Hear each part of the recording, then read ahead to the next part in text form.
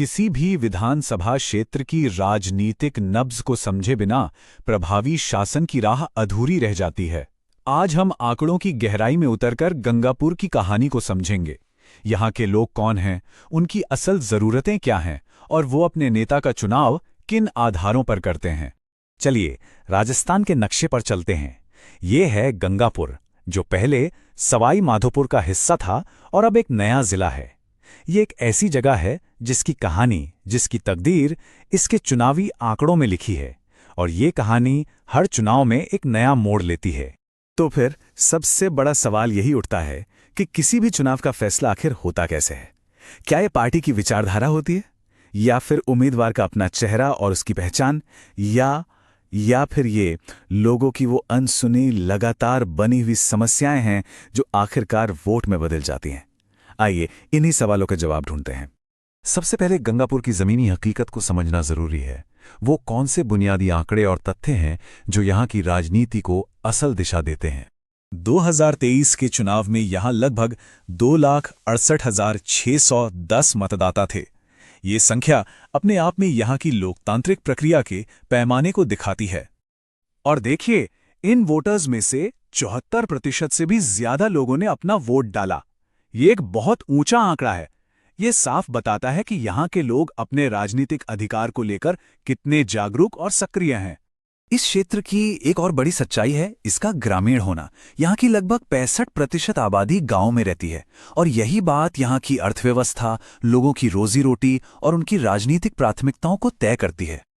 अब अगर यहाँ के सामाजिक ताने बाने को देखें तो मीणा समुदाय, जो एसटी में आते हैं, उनका प्रभुत्व है। लेकिन मुस्लिम, बनिया और ब्राह्मण समुदाय भी अच्छी खासी संख्या में हैं। साथ ही गुर्जर और माली जैसे समुदाय भी नतीजों पर गहरा असर डालने की क्षमता रखते हैं। अर्थव्यवस्था पूरी तरह से खेती और जंगल पर निर्भर है, और सबसे बड़ी चुनौतियां हैं बेरोजगारी और काम के लिए लोगों का यहां से बाहर जाना। अब बात करते हैं उस चीज की जो असल में वोट डलवाती है, यानी जनता का बही खाता। ये वो शिकायतों और उम्मीदों की लिस्ट है जिसे लेकर एक आम नागरिक वोटिंग मशीन का बटन दबाने जाता है। तो इस बही खाते में सबसे ऊपर क्या है? देखिए, 5 सबसे बड़ी शिकायतें हैं। पानी और साफ सफाई की कमी, टूटी फूटी सड़कें और बिजली की कटौती, जमीन और जंगल के अधिकारों को लेकर विवाद, समाज में लगातार बना हुआ जातीय तनाव और सरकारी योजनाओं के फायदे पहुंचने में देरी। ये सारे मुद्दे सीधे सीधे लोगों की रोजमर्रा की जिंदगी से जुड़े हैं। कहते हैं जमीन की प्यास तरक्की के लिए लोगों की प्यास को दर्शाती है। ये एक लाइन यहाँ के सबसे बड़े मुद्दे, यानी साफ और लगातार पानी की कमी के गहरे असर को बहुत सटीक तरीके से बयां करती है। तो ये तो हुई लोगों की समस्याएं। अब देखते हैं कि समय के साथ इन समस्याओं का राजनीतिक असर कैसा रहा है। किसी भी निर्वाचन क्षेत्र के चुनावी नतीजों को हम उसके स्वास्थ्य का एक फीवर चार्ट मान सकते हैं।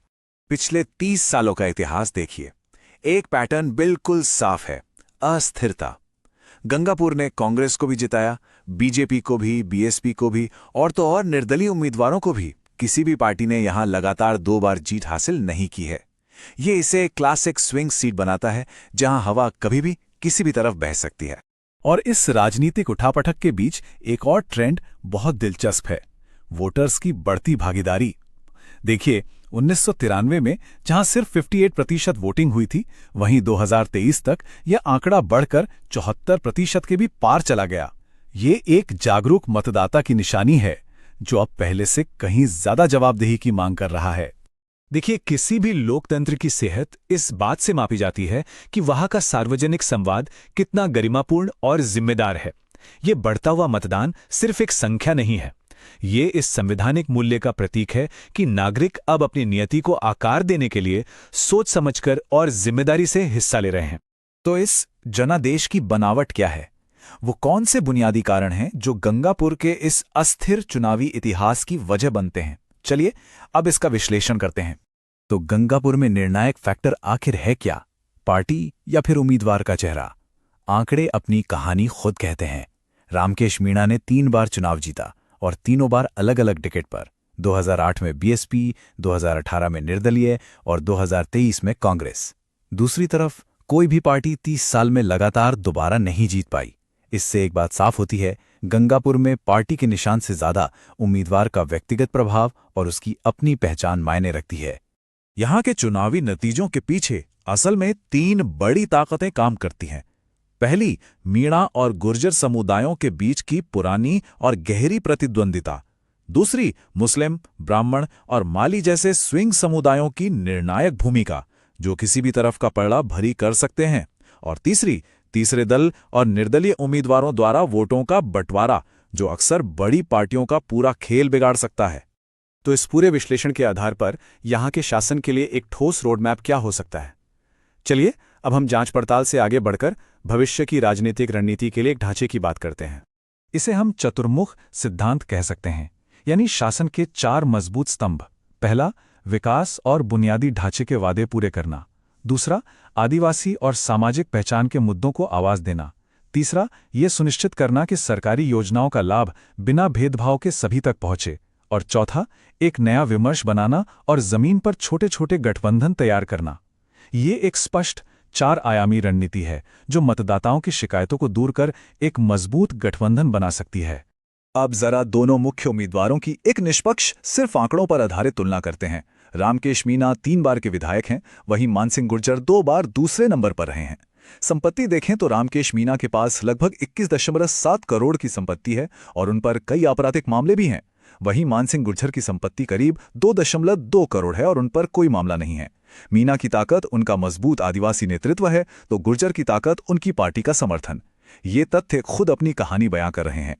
तो आखिर में जीत का रास्ता क्या है? अब हम रणनीतिक जरूरतों को समेटते हुए भविष्य के लिए एक विजन की रूपरेखा तैयार करते हैं।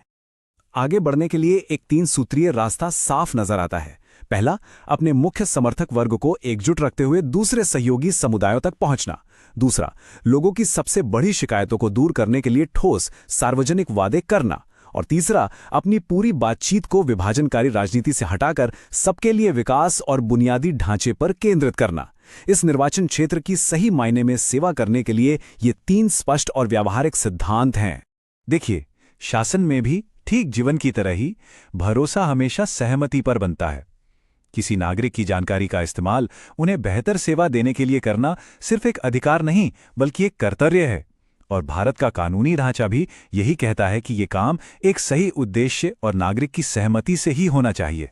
तो आखिरी और सबसे बड़ा सवाल यही है कि क्या आंकड़ों, एक साफ रोडमैप और एकता की प्रतिबद्धता से लैस कोई नेता आखिरकार इस अस्थिरता के चक्र को तोड़कर गंगापुर के लिए एक स्थायी प्रगति ला सकता है? ये एक चुनौती भी है और एक अवसर भी, जो हमें नेतृत्व के भविष्य पर सोचने के लिए मजबूर करता है।